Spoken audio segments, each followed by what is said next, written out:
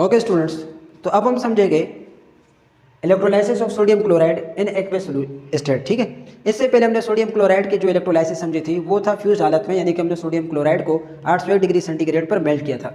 अब हम sodium chloride को मेल्ट नहीं करेंगे, बल्कि हम ऐसा करेंगे इसके साथ कि इसको पानी में डिसॉल्व कर देंगे।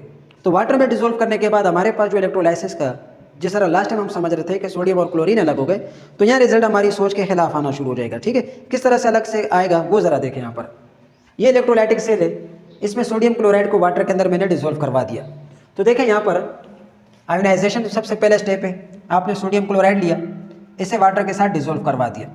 ठीक हो गया, तो ये सोडियम के आयंस में और क्लोराइड के आयंस में भी बढ़ जाएगा, और साथ साथ वाटर भी आयोनाइज हो जाएगा हाइड्रोजन और हाइड्रोक्साइड के आयंस में। ठीक है, यहाँ हाइड्रोजन पहले लिक्विड था, अब एक्वस फॉर्म में आ चुका होगा, और सोडियम जो है सॉलिड था, अब ये भी एक्वस हालत में आ चुके होंगे। एनोड पर क्या होगा और कैथोड पर क्या होगा ये हम समझते हैं। देखिए लास्ट टाइम आपको बता चुका हूँ कि अगर प्रोडक्ट में हमारे पास गैस है तो सबसे पहले आप कोशिश करोगे एनोड रिएक्शन पहले करोगे। तो एनोड पर रिएक्शन करने के लिए आपने क्या किया, यहाँ देखिए एनोड पर क्या हुआ, क्लोराइड के आयंस गए एनोड पर, अपने इलेक्ट्रॉन जो इनके पास एक्स्ट्रा था वो रिमूव किया, और क्लोरीन मॉलिक्यूल गैस में कन्वर्ट हो गए। यहाँ क्लोरीन 2 है, तो इस क्लोरीन की बैलेंसिंग के लिए हमें पूरी इक्वेशन को 2 से मल्टीप्लाई करना पड़ेगा। तो मैं इसे पहले 2 से मल्टीप्लाई दे देता हूँ। ठीक हो गया, यहाँ समझने की कोशिश करें। ओके, अब दोबारा से समझे। एनोड पर क्लोराइड के आयंस गए, अपने इलेक्ट्रॉन लॉस किए, और क्लोरीन डायटोमिक मॉलिक्यूलर गैस बनकर उड़ना शुरू हो जाएंगे।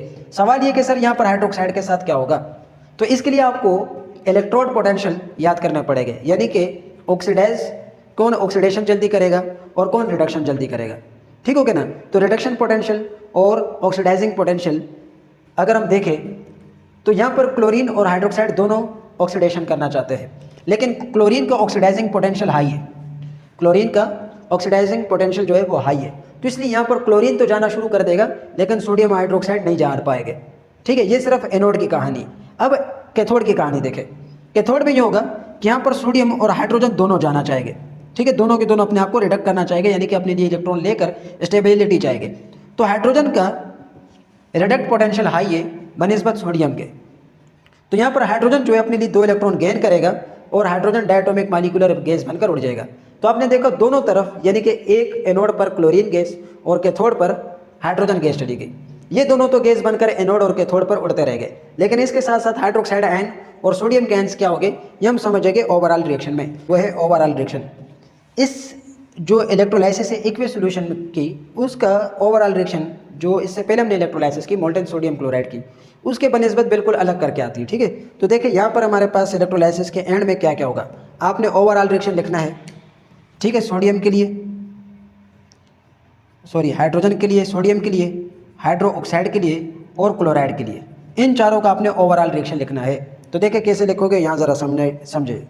जो पहले निकल गया, यानी कि जो इसका देखें क्लोरीन पहले क्यों जाता है, इसलिए कि क्लोरीन का ऑक्सीडाइजिंग पोटेंशियल हाई है, यानी कि हाई ऑक्सीडाइजिंग पोटेंशियल, और हाइड्रोजन का जो है हाई रिड्यूसिंग पोटेंशियल। ठीक है, यानी कि इसका ऑक्सीडाइजिंग पोटेंशियल हाई है और इसका रिड्यूसिंग पोटेंशियल हाई है, तो इसलिए ये जल्दी रिड्यूस हो जाता है और ये जल्दी ऑक्सीडाइज हो जाता है। ठीक है, तो आहिस्ता आहिस्ता क्या होगा, सॉल्यूशन के अंदर से हाइड्रोजन और क्लोराइड के आयंस निकलना शुरू हो जाएंगे, खत्म होना शुरू हो जाएंगे, और एंड में हमारे पास बचेगा सोडियम और हाइड्रोक्साइड। तो सोडियम हाइड्रोक्साइड आपस में रिएक्शन करके एक तीसरा प्रोडक्ट भी हमारे पास तैयार हो जाएगा, और वो होगा सोडियम हाइड्रोक्साइड, यानी कि कास्टिक सोडा। तो देखिए ओवरऑल रिएक्शन आप कैसे लिखोगे। ओवरऑल रिएक्शन आपने जो पहले ऑक्सीडाइज हो चुके हैं और जो पहले रिड्यूस हो चुके हैं, आपने उसके बारे में लिखना है। तो पहले आपने क्लोराइड के आयंस लिखे कि 2 क्लोराइड के आयंस थे, 2 इलेक्ट्रॉन लॉस किए, ठीक है, 2 इलेक्ट्रॉन माइनस किए, और क्लोरीन डायटोमिक मॉलिक्यूलर गैस बन गए। ठीक हो गया, इसी के साथ साथ जो था 2 हाइड्रोजन प्लस के आयंस थे, इन्होंने अपने लिए 2 इलेक्ट्रॉन गेन किए, यानी कि ऐड किए, और हाइड्रोजन गैस बन गए। ठीक है, डायटोमिक मॉलिक्यूलर गैस हाइड्रोजन और डायटोमिक मॉलिक्यूलर गैस क्लोरीन बनकर उड़ गए। ठीक हो गया, एंड में आपके पास जो रह गए आपने उन्हें ऐड करना है। तो क्या क्या ऐड करोगे, यहाँ देखें 2 सोडियम के आयंस और प्लस 2 हाइड्रोक्साइड के आयंस, इन्होंने रिएक्शन किया और ये बन गए 2 सोडियम हाइड्रोक्साइड के आयन, ओ सॉरी सोडियम हाइड्रोक्साइड। ठीक है, यानी कि कास्टिक सोडा बनकर आ गया। तो इसका ओवरऑल रिएक्शन ये आया। इसके साथ साथ आप ये भी लिख दोगे कि ये जो हमारे पास क्लोरीन है ये आ गया एनोड पर, ये आ गया एनोड पर, और हाइड्रोजन चला गया कैथोड पर। ठीक हो गया, और ये जो सोडियम हाइड्रोक्साइड है ये रिमेन इन सिस्टम, ठीक है, यानी कि ये सिस्टम के अंदर, यानी कि इलेक्ट्रोलाइटिक सेल के अंदर बच कर आ जाएगा, ठीक है, यानी कि रिमेनिंग इन सेल, ठीक है।